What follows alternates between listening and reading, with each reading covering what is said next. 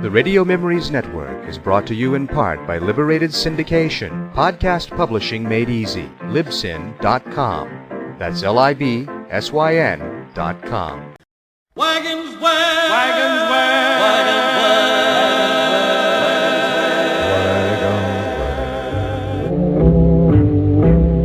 Rollin', rollin', rollin', rollin', rollin', rollin', rollin', rollin', wagons west are rollin'. Well, folks, today we're going to take you on a little trip down nostalgia lane. Okay, you are 10 years old, you're standing in front of the local theater, you've got a quarter in your pocket, and you look up on the marquee and you see The Phantom Rider, starring... Well, who would you like for it to star? How about Dennis Moore? Remember Dennis Moore? Great character actor. The Westerns. Well, go ahead and get your popcorn for a dime and your drink. You still got a nickel left over. Here we go. Frontier Gentleman was a radio western series heard on CBS from February the 2nd to November the 16th, 1958. It's about an Englishman's account of life and death in the West. As a reporter for the London Times, he writes his colorful and unusual accounts. But a man with a gun, he lives and becomes a part of the violent years in the new territories. Starring John Denner, this is the story of J.B. Kendall, Frontier Gentleman. The great chief of the Sioux Indians is Sitting Bull. He's a rather difficult chap to meet, especially when he's planning for war.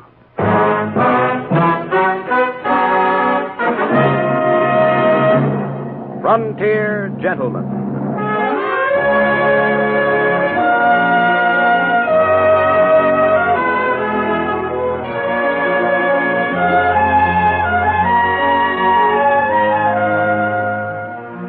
Herewith an Englishman's account of life and death in the West. As a reporter for the London Times, he writes his colorful and unusual accounts. But as a man with a gun, he lives and becomes a part of the violent years in the new territories. Now, starring John Denner, this is the story of J.B. Kendall, Frontier Gentleman.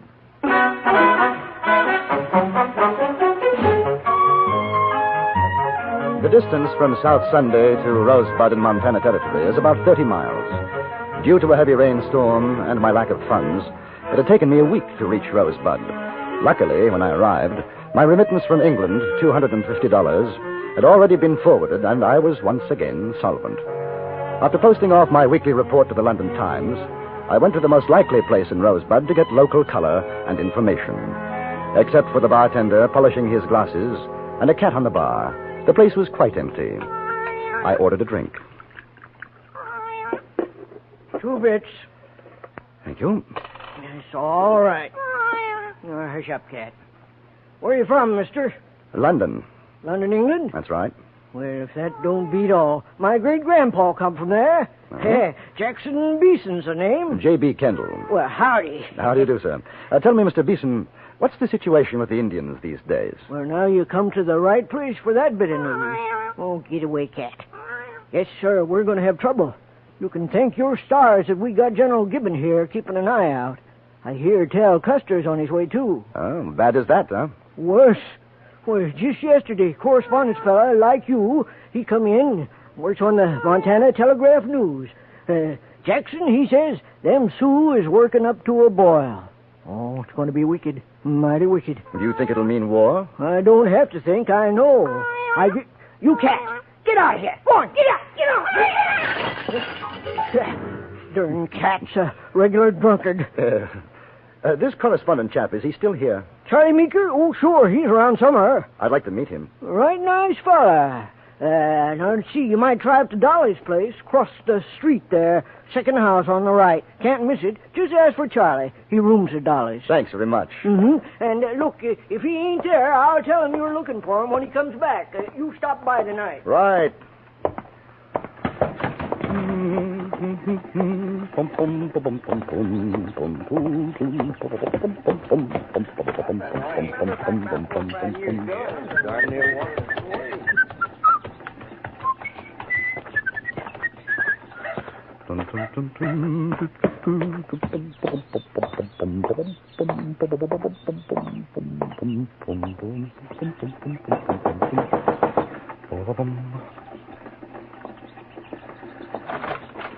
Well, hello, early bird. Good afternoon, madam. This is Dolly's place? Why, sure it is. You come on in. It's nice and warm inside, honey. Yeah, I'm looking for a gentleman named Charles Meeker. Charlie, what do you want with him? Oh, well, I was told I could find him here. The bartender... Oh, Jack Beeson sent you. Yes. Well, all right. Well, step inside. I'm freezing my... Mary! Go wake up Charlie. There's a fella here to see him. I guess you better wait in the parlor. Say, now, I hope you'll forgive the looks of this room. Some of the boys got a little rowdy last night. We haven't cleaned it up yet. Not at all. Charming. You're new in Rosebud, ain't you? Yes.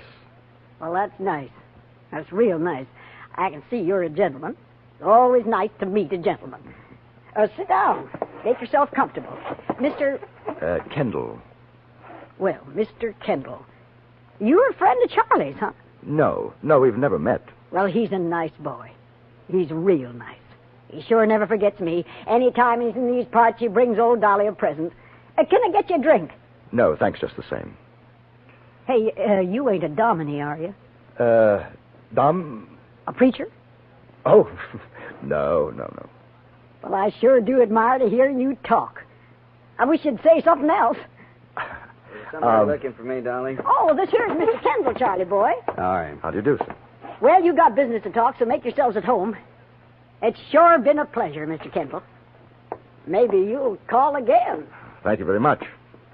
You'll have to excuse me, Kendall. I just woke up. Big night. Oh. And a big head. What can I do for you? I understand you write for a newspaper, Mr. Meeker. Charlie. Yeah, Virginia City, Montana Telegraph News. I know. I do some correspondence myself for the London Times. Hey, I'm proud to meet you. May I return the compliment? Look here. Is it true what I've been hearing, these rumors about a Sioux uprising? Yeah, more than rumors. It's coming. Well, this chief, Sitting Bull, have you ever seen him? Once, a few years back. Big council between one of our government commissions and the Indians. Oh, I'd like to meet him. See him, you know? No, not a chance. Not anymore. A while ago, maybe, but those Indians don't trust the white man now. I tell you, they're getting ready for war. Is there any way to make contact with him? Probably. There's plenty of Indian scouts, interpreters hereabouts who could, but for a white man, it'd be worth his scalp. How would one go about it? Are you serious? Completely. Do you know where I could find him? I got a pretty good idea. You want a drink? No, thank you. There's talk of a whole lot of Indians moving off the reservations, going up Tongue River country. Might be headed for Sitting Bull's camp. How far would that be? 30 miles, maybe. Now, listen, mister. When the Sioux go on the warpath, the best place for you and me is someplace else. Well, do you think you could find me one of those Indian scouts? Someone to guide me to Sitting Bull's camp? You mean it, don't you? Absolutely. What a story. Interview with Chief Sitting Bull? It's crazy. They'd kill us, sure. No, Kendall, the best thing for you is to talk to some of the old-timers. They'll tell you about him, and then you can send your report in on that. It's a whole lot safer.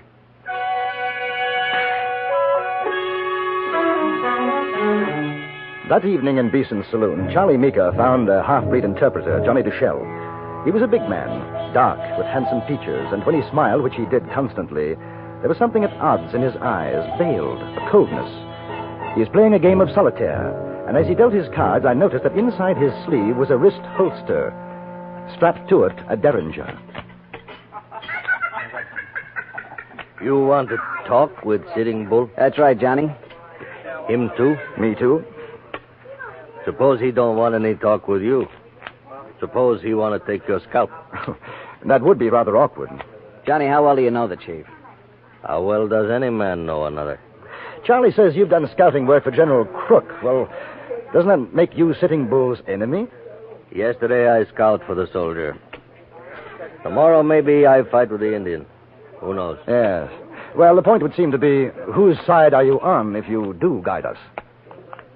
If I do this thing, you put your trust in me. I see. Well, what do you say, Johnny? Can you take us to him?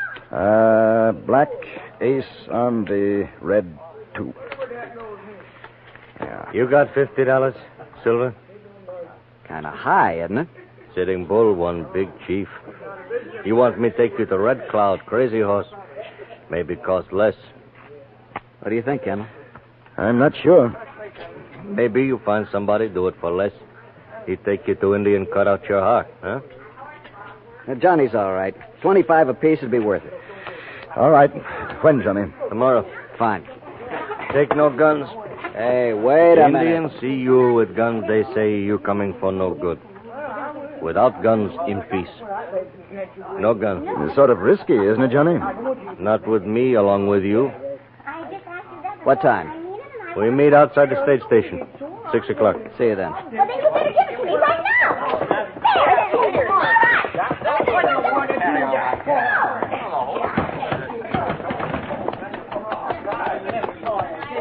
Well, you still want to go? I'm not sure about that, fellow. That's a chance you take these days. We can back out. No. But to be on the safe side, Charlie, I think 2 guns in shoulder holsters would make me feel a bit better. Sure. You got 'em? Never use a gun myself. Oh, yes, I've got them. Look here, Charlie. Now, this is my idea. No need for you to come along, you know. What's the matter? You want the story for yourself? No, not that at all. I'm sorry. I only thought that... Forget it. We'll go together. Hey, how about coming over to Dolly's with me for nightcap? No, thanks, not tonight. Sleep for me. Oh. Well, see you in the morning. We can pick up horses at the livery stable. So long. I watched him walk away, a rather short, thin man, shoulders a little rounded. And then he was lost in the shadows, and I had that odd sensation of having lived this moment before. It had been in Peshawar, in northern India. I remembered a good friend who had walked away from me in the night. The next morning, his head was thrown through the barracks windows.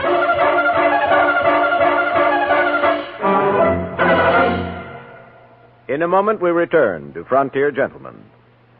Laugh and the world laughs with you. Cry and say, where'd everybody go? Chances are they've taken off in the direction of CBS Radio's Peter and Mary show. Peter Lindhays and Mary Healy have a magic way of banishing the blues.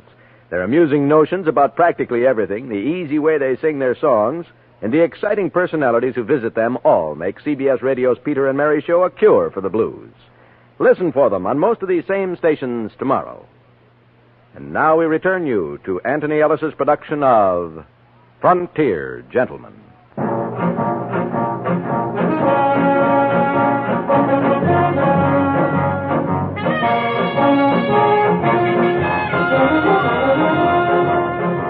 The morning was gray, a bit windy. We left Rosebud at 6 o'clock and rode steadily toward the southeast. I could see no sign of a gun on our guy, Johnny Duchelle, but his bulky jacket could have hidden an arsenal. For perhaps over an hour we didn't speak. Charlie, red-eyed from want of sleep and too much whiskey, nodded in his saddle. The half-breed traveled a little ahead of us, cautious, watchful.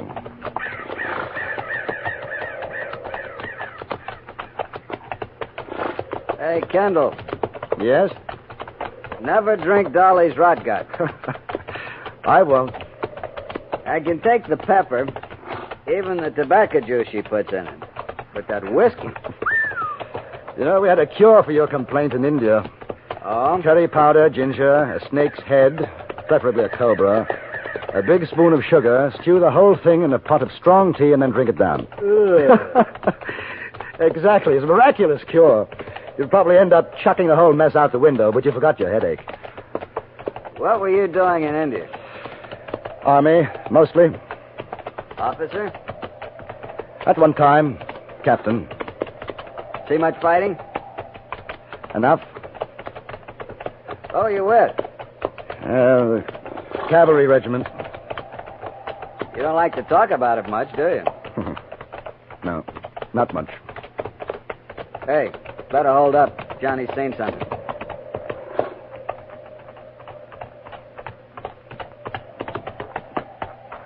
In timber.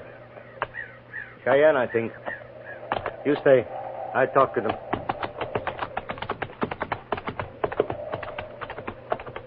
How many? Can you see?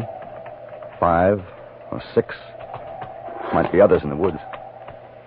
You know something funny? I'm scared. Think about your headache. No, thanks. Too close to my hair. You ever see a scalp man? No. But I shouldn't worry. The tribesmen do much nastier things to get their trophies in India. Johnny must know them. Look. All very friendly. Hello. They must have given their blessings. You think so? Either that or Johnny's made an arrangement with them to cut our throats. He looks happy enough. That tall wolf and his brave. They will ride to the council. Tell of our coming. Glad to hear it. We go on now. Johnny smiled, turned away, and we rode on. I had the distinct feeling that he knew exactly what he was doing, and we didn't. Another hour passed. If there were more Indians about, we didn't see them. The terrain was becoming more rugged, and when we reached a narrow stream, Johnny called a halt. We rest the horses. All right. I think I'll get myself a drink. Water, that is. Funny, we haven't seen any more Indians, Johnny. They all at great council. You seem pretty sure we won't be attacked. I told Tall Wolf you come in peace. Possibly there are others beside Tall Wolf who won't feel as he does. Possibly. We see at the council. Well, you're not worried, though. I am not worried. You're smiling.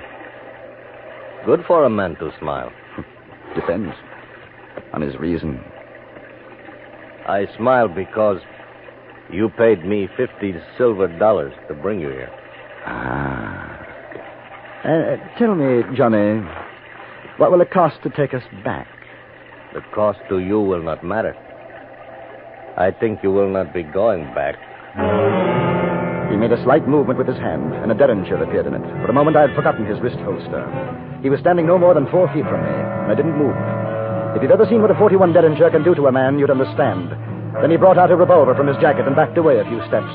That was when I saw Charlie at the stream. He had a rock in his hand, his arm cocked back. At the moment he threw it, the half-breed turned and saw him.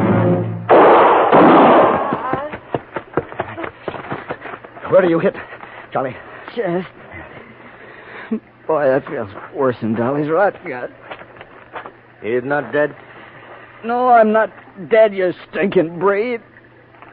You, Kendall, take off your jacket.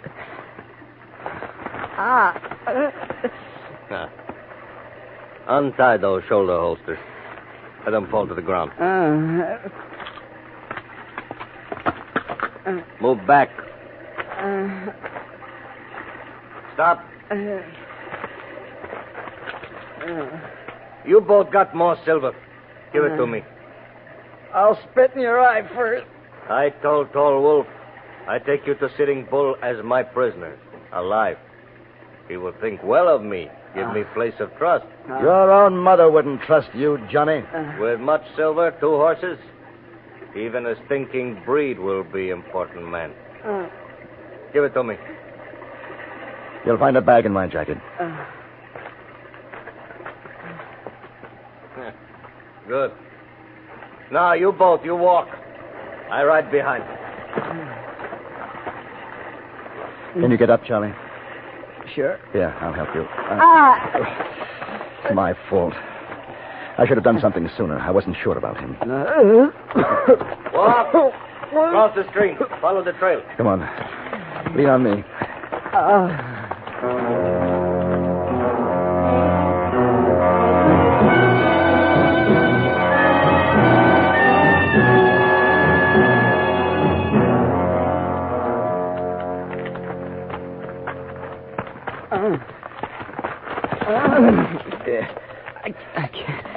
I can't go on anymore.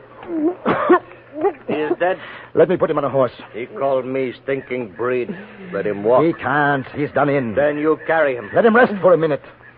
A minute. Charlie, can you hear me?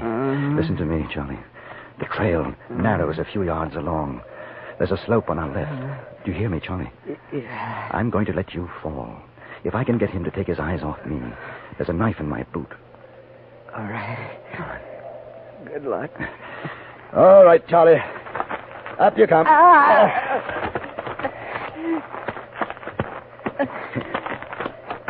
Getting close, Charlie.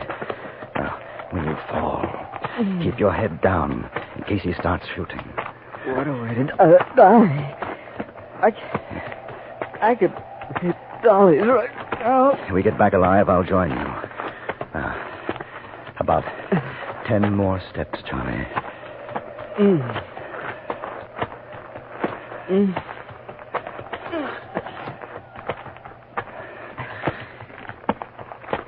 Now, Charlie. For a moment, I had a glimpse of Charlie sliding, falling down the hill slope. Then he disappeared into the underbrush. I turned to face Johnny Duchelle, the knife in my hand. Johnny was standing in his stirrups, craning his head to seal the trail's edge. He was no more than 15 feet from me. It must have been the horse shifting its weight that disturbed my aim. I threw, and the knife struck high on his shoulder. He half fell from the saddle, and I ran for him. I felt one of the bullets from his gun burn my cheek. Then we were rolling down the hill. Somewhere on the way, he lost the gun, but the knife was stabbing. Cutting at me.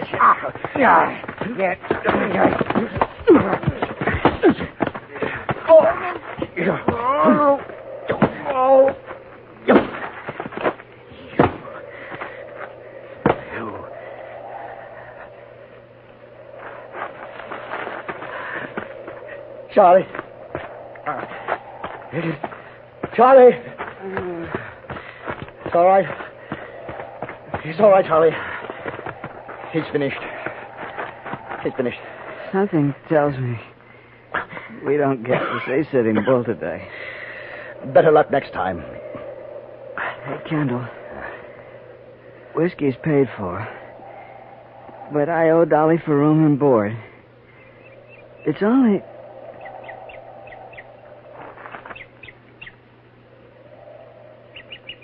Charlie? Charlie?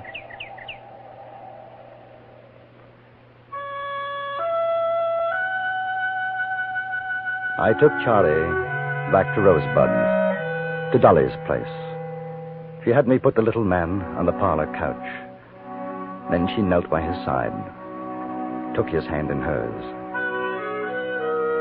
Charlie, boy, it's Dolly. This was my place, mister, like the one I never had. My good, bad boy. Dolly misses you, Charlie, boy. Wake up, son. Most of Rosebud attended the funeral of Charles Meeker. I sent the story to his own newspaper, as well as to the London Times. And for Charlie, I decided to stay on in Rosebud, to have another shot at a meeting with Sitting Bull.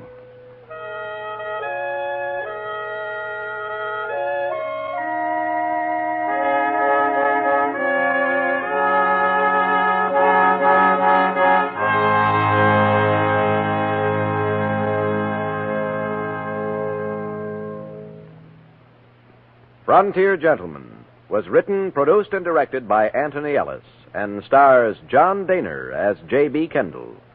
Featured in the cast were Jeanette Nolan, Lawrence Dobkin, Harry Bartell, and Junius Matthews. Music was composed by Jerry Goldsmith and conducted by Wilbur Hatch.